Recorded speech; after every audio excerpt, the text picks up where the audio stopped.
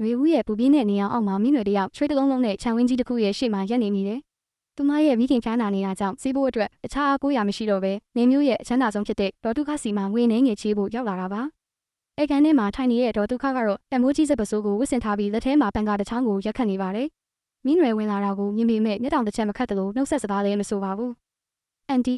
ကျမအမေနေမကောင်းလို့ပတ်စံလေးနည်းနည်းလောက်မိနွယ်စကားမဆုံးခင်မှာပဲဒေါ်တုခကလက်ကပြလိုက်ပြီးမျက်နှာကြောတင်းတင်းနဲ့တောင်ပြုံးပြုံးလိုက်တယ်ငါစီမှာပတ်စံကအလကားရတာမဟုတ်ဘူးပြီးတော့နေ့လိုလူမျိုးတွေကိုချေးလိုက်ရင်ကြံရဖို့ကမလွယ်ဘူးငါအချိန်တွေကိုလာမကျုံနဲ့သွားတော့မိနွယ်ရဲ့မျက်ဝန်းမှာမျက်ရည်တွေဝဲတက်လာပေမဲ့ဒေါ်တုခကတော့သူမကိုလူတယောက်လိုတောင်သဘောမထားပဲအဝေးကိုနှိမ့်ထုတ်လိုက်ပါတော့တယ်တပတ်ခန့်ကြာတဲ့အခါမှာတော့ဒေါ်တုခဟာကားပြက်ပြီးလမ်းမကတောရွာလေးတစ်ရွာထဲကိုရောက်သွားခဲ့ပါတယ်မိုးကလည်းတေးထန်စွာရွာသွန်းနေတာကြောင့်သူမဘယ်မှဆက်သွားလို့မရတော့ပါဘူး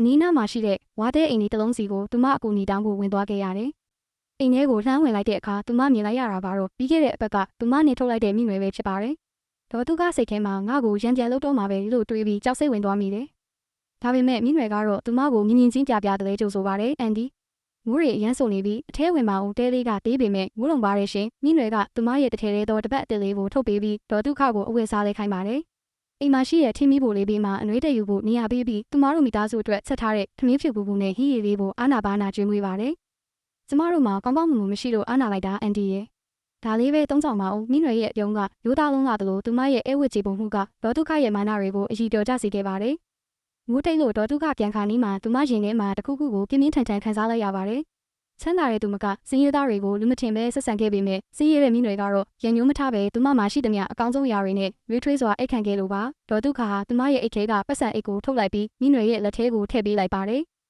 ဒါကအလှငွေမဟုတ်ဘူးမိနွယ်ဒါကငါရဲ့အမအတွက်တောင်းပန်တာပါလူတယောက်ရဲ့တန်ဖိုးကသူပိုင်ဆိုင်တဲ့ငွေကြီးမှမဟုတ်ပဲသူပေးကမ်းနိုင်တဲ့မြစ်တာမှရှိတာကိုမြည်စီကနေငါဒီနေ့တင်ယူလိုက်ရတယ်စီးစိမ်ဥစ္စာကလူကိုခန့်ညားစေနိုင်ပေမဲ့စိတ်ထားဖြူစင်မှုကသာလူကိုမြင့်မြတ်စေတာဖြစ်ပါတယ်